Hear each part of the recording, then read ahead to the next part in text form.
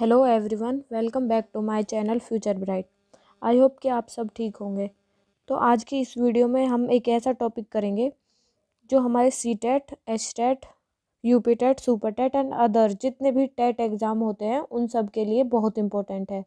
ये टॉपिक ऐसा टॉपिक है, यहाँ से क्वेश्चन 110% आते हैं। तो हमारा टॉपिक होगा जीन प्याजे का संज्ञानात्मक विकास, यानी कि कॉग्निटिव थ्योरी जीन प्याजे की। तो अपनी वीडियो को हम स्टार्ट करते हैं, अपनी क्लास को। तो जैसे हमें पता है कि जीन पियाजे स्विट्जरलैंड के एक महान मनोवैज्ञानिक थे, यानी कि महान साइकोलॉजिस्ट थे। उनका मानना था कि बच्चा कैसे सीखता है। तो उनका मानना था कि जब बच्चों में जैविक परिपक्वता यानी कि बायोलॉजिकल मैच्योरिटी आती है तो वह वस्तुओं के बारे में अपना दिमाग में धारणा बना लेता है। यानी कि जब बच्चा बायोलॉजिकल रूप से मैच्योर हो जाता है तो वो खुद ही धारणा बना लेता है अपने माइंड में। ठीक है। यानी कि प्याजे के अनुसार बच्चे क्या होते हैं? बच्चे एक नन्हे वैज्ञानिक होते हैं और सक्रिय ज्ञान के निर्माता होते हैं। जो ये लाइन है कि बच्चे नन्हे वैज्ञानिक होते हैं और सक्रिय ज्ञान के निर्माता होते हैं, ये लाइन क्वेश्चन में एज इट इज़ दी जाती है। कई बार एग्जामिनर ये पूछ लेता है कि ये बच्चे को सक्रिय ज्ञान के निर्माता किसने माना है, तो उसका आंसर हमारा प्याजे होगा, जीन प्याजे। या फिर ये पूछ लेता है कि नन्हे वैज्ञानिक किसने माना है बच्चों को, उसका भी आंसर हमारा जीन प्याजे होगा। इस वीडियो में सिर्फ आपको इम्पोर्टेंट जो पॉइंट है वो इम्पोर्टेंट पॉइंट आपको यहाँ से क्लियर हो जाएंगे सारे पॉइंट। और क्या कहता है जीन प्याजे? जीन प्याजे कहता है कि बच्चे संसार के बारे में अपने सिद्धांतों की रचना करते हैं। बच्चों का सोच का प्रकार वयस्कों से भिन्न होता है, यानी कि अडल्ट होते हैं जो, उनसे अलग होता है, लेकिन उनकी मात्रा में अंतर नहीं होता। ये जो लाइन है ये एज इट इज़ क्वेश्चन में पूछी गई थी, सी टेट के लेवल फर्स्ट में पूछा गया था ये क्वेश्चन। उसमें दे रखा था कि बच्चों का सोच का प्रकार वयस्कों से ब्लैंक होता है, लेकिन उनकी ब्लैंक में अंतर नहीं होगा। तो उसमें आंसर था भिन्न और मात्रा, यानी कि वयस्कों से सोच का प्रकार अलग होता है लेकिन उनकी जो मात्रा होती है उसमें अंतर नहीं होता। जितनी मात्रा में वयस्क सोचते हैं उतनी ही मात्रा में बच्चे भी सोचते हैं। तो जीन प्याजे ने कॉग्निटिव जो ये थ्योरी दी है जीन प्याजे ने, इसकी 4 अवस्थाएं बताई हैं, 4 स्टेजेस बताई हैं। वे कौन कौन सी हैं? सबसे पहले हमारी आ जाती है संवेदी पेशी अवस्था, यानी कि सेंसरी मोटर अवस्था, सेंसरी मोटर स्टेज। जो इसकी एज बताई है जीन प्याजे ने, इसकी एज 0 से 2 वर्ष तक बताई है, यानी कि 0 से 2 वर्ष तक बच्चा इस एज में होता है। 0 का मतलब यहाँ पे होता है कि जो वो गर्भ में होता है उसको भी इसमें ऐड किया जाता है। अगर ये ऑप्शन में आए कि जन्म से 2 वर्ष तक, तो ये भी हमारा सही होगा। इस अवस्था में क्या होता है कि बच्चा अपनी ज्ञानेंद्रियों के अनुसार सीखता है। ज्ञानेंद्रियाँ हमारी कौन कौन सी होती हैं? हमारी होती हैं आँख, कान, नाक, जीभ और त्वचा। ये हमारी 5 ज्ञानेंद्रियाँ होती हैं, इनके थ्रू बच्चा सीखता है। जैसे आँखों से वो देखकर कुछ ना कुछ सीखेगा एनवायरनमेंट में, और हाथ से छूकर, जीभ से स्वाद लेकर, इस प्रकार से वो सीखता है इस अवस्था में, यानी कि 0 से 2 वर्ष की एज में सीखता है। और इस अवस्था में वस्तु स्थायित्व का गुण आ जाता है। दूसरी हमारी होगी प्री ऑपरेशनल स्टेज। ये अवस्थाएं अगर हो सके तो इंग्लिश में ही याद करनी बेटर होती है, क्योंकि हिंदी में इनके कई नाम होते हैं। जैसे फर्स्ट हमारी सेंसरी मोटर स्टेज, उसे हम पता लगा सकते हैं कि इसमें बच्चा अपनी सेंसर के हिसाब से सीखता है। दूसरी हमारी प्री ऑपरेशनल स्टेज, यानी कि पूर्व संक्रियात्मक अवस्था। तो जो ये अवस्था है ये कितने वर्ष तक की होती है? ये 2 से 7 वर्ष तक की होती है। और इस अवस्था में बालक अपने सामने आने वाली वस्तु और दृश्यों को देखेगा और समझेगा, लेकिन देखता और समझता तो है लेकिन कोई क्रिया नहीं कर पाता। इस अवस्था में बालक प्रतीकों का, यानी कि सिंबल्स का,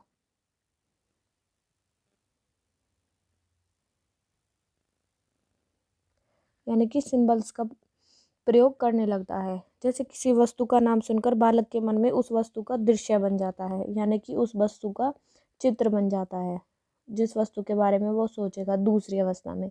इसमें कुछ इंपॉर्टेंट पॉइंट्स भी आ जाते हैं। जैसे एक है हमारा एनिमिज़, ये भी इंग्लिश में याद करना जरूरी है क्योंकि हिंदी में ये जीववाद भी आ जाता है, सजीववाद भी आ जाता है। तो जीववाद की क्या होता है जीववाद? ये होता है कि सजीव और निर्जीव में अंतर नहीं कर पाता, यानी कि बच्चा ये नहीं पता लगा सकता कि कौन सी चीज़ हमारी जीवित है, कौन सी चीज़ जीवित नहीं है। जैसे कि कई बार होता है कि बच्चे को चलते हुए गेट से चोट लग जाती है, तो बच्चा सोचता है कि ये सजीव है, इसने मुझे मारा है, तो बच्चा उसको मारने लगता है। इसका मतलब वो इस एज में ये डिफरेंस नहीं कर पाता सजीव चीज़ों में और निर्जीव चीज़ों में, ठीक है। और इसको इंग्लिश में ही याद करना, एनिमिज्म, अहम केंद्रित यानी कि ईगोसेंट्रिज्म। ये जो दूसरी एज है इसमें जीववाद नहीं पाया जाता, और जो ईगोसेंट्रिज्म है ये उसके अंदर पाई जाती है। यानी कि बच्चा इसमें कैसा होता है कि बच्चा जो कुछ भी कर रहा होता है, जो कुछ भी सोचता है उसके अकॉर्डिंग ही होता है, वह उसकी को सबको ठीक मानता है, जो वह करता है वो उसके लिए ठीक होता है। थर्ड इसमें पॉइंट आ जाता है इरिवर्सिबिलिटी, यानी कि अपलटावी अवस्था। इसमें क्या होता है कि इसमें बालक संख्याओं, वस्तुओं, समस्याओं को उलटना पलटना नहीं सीख पाता, यानी कि इरिवर्सिबिलिटी इसके अंदर नहीं पाई जाती सेकेंड एज के अंदर। लेकिन जैसे जैसे तीसरी एज आएगी तो तीसरी एज में इरिवर्सिबिलिटी पाई जाती है। और जीववाद का भी जो ये पॉइंट है ये थर्ड एज के अंदर आता है, सेकेंड एज में ये चीज़ नहीं पाई जाती। सेंट्रेशन, यानी कि बच्चा क्या होता है कि इसमें एक समय पर किसी वस्तु की केवल एक विशेषता पर ध्यान देता है, यानी कि जैसे ईगोसेंट्रिज्म है उसी तरह बच्चा सिर्फ खुद के ऊपर ध्यान देता है, जो वह सोचता है वही सही होता है। क्रमबद्धता, या फिर इसको वर्गीकरण भी कह देते हैं हम, क्लासिफिकेशन, वर्गीकरण या फिर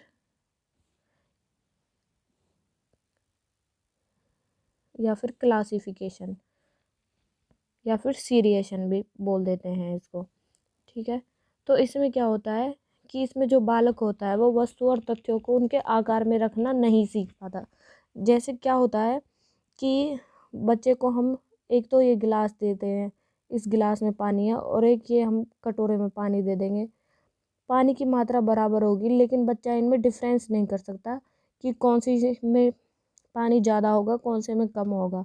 तो वो बताएगा कि गिलास लंबा है तो गिलास में पानी ज़्यादा है। इस तरह वो मात्रा में डिफरेंस नहीं कर सकता, उसके आकार में डिफरेंस नहीं कर सकता। ये दूसरी स्टेज में आते हैं। नेक्स्ट हमारा थर्ड स्टेज, ये हमारी कंक्रीट ऑपरेशनल स्टेज। तो इस अवस्था में 7 से 11 वर्ष तक की आयु होती है।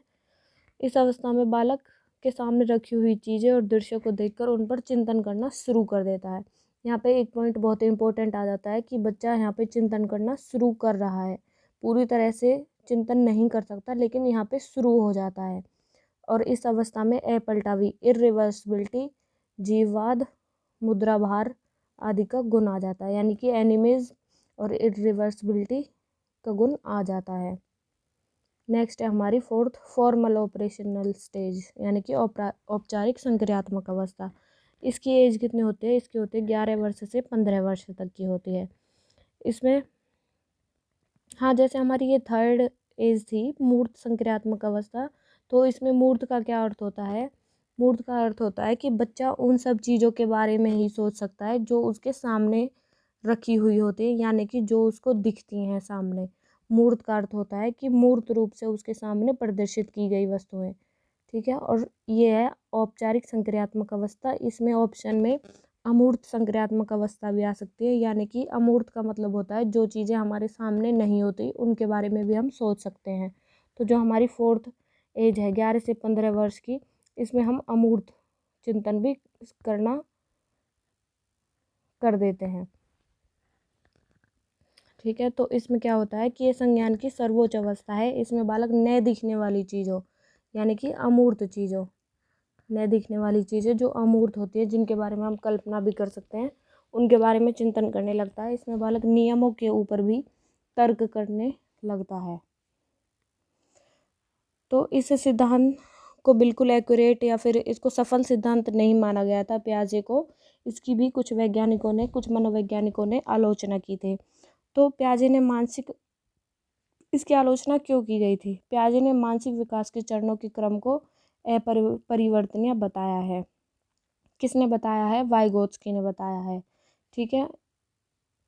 पियाजे के अनुसार बालक पहले विकास करेगा, उसके बाद अध्ययन करेगा, लेकिन जो साइकोलॉजिस्ट वाइगोत्स्की है उनका मानना है कि पहले बालक अध्ययन करता है, उसके बाद विकास करता है।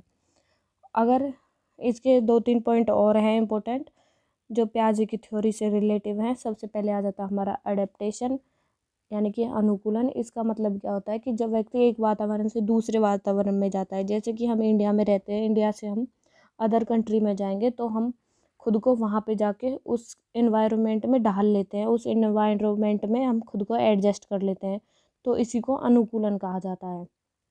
इसके अंदर 2 प्रक्रियाएं होती हैं, जैसे असिमिलेशन यानी कि आत्मसातकरण। ये इंग्लिश में ही वर्ड याद करने हैं, हिंदी में कई वर्ड होते हैं, कंफ्यूज हो जाते हैं, लेकिन इंग्लिश में ये एक ही वर्ड है। जैसे असिमिलेशन, असिमिलेशन क्या होता है कि जो हमारा पहले का ज्ञान होता है उसमें नए ज्ञान से जोड़ना, यानी कि पहले का जो पूर्व ज्ञान है उसको नए ज्ञान से जोड़ना असिमिलेशन कहलाता है। और एकोमोडेशन क्या होता है कि जो हमारा पहले का ज्ञान होता है उसको नए वातावरण के साथ तालमेल बैठाना या समायोजन उस कहलाता है। यानी कि जो हमारा एसिमिलेशन था वो क्या था कि पुराने ज्ञान में नए ज्ञान को जोड़ना, और समायोजन क्या था कि पुराने ज्ञान में नए ज्ञान का तालमेल बैठाना। अगली आ जाती है हमारा पॉइंट एक्विलिब्रेशन, यानी कि साम्य धारणा। इसको संतुलन भी बोला जाता है, यानी कि एक तरह से एडजस्टमेंट। इस प्रक्रिया में क्या होता है कि बालक के आत्मसातकरण यानी कि असिमिलेशन और जो एकोमोडेशन है उसकी प्रक्रिया में संतुलन स्थापित करना, एडजस्टमेंट करना, बैलेंस बनाए रखना, उसको क्या बोलते हैं, साम्य धारण बोलते हैं। एक मोस्ट इम्पोर्टेंट वर्ड है स्कीमा। स्कीमा जहाँ भी दिखेगा उसका आंसर पियाजे ही जाएगा। तो स्कीमा क्या है? स्कीमा है कि शिशु में स्कीमा की जो प्रवृत्ति होती है ये जन्मजात होती है, तथा बालक समय के साथ वस्तु, व्यक्ति, दृश्य के प्रति अपने दिमाग में एक धारणा बनाता है। इस प्रक्रिया को ही स्कीमा कहा जाते हैं। तो इस वीडियो में हमने क्या देखा? इस वीडियो में हमने पढ़ा कि पियाजे ने संज्ञानात्मक विकास की अपनी कॉग्निटिव थ्योरी की 4 स्टेजेस बताई हैं। सेंसरी मोटर स्टेज, इसमें सेंसर के माध्यम से बच्चा सीखता है। प्री ऑपरेशनल स्टेज, इसमें बच्चा वही सीखता है जो बच्चा सोचता है या समझता है लेकिन कोई क्रिया नहीं कर पाता। इसमें सिंबल्स के और अपने दृश्य के अनुसार सीखता है।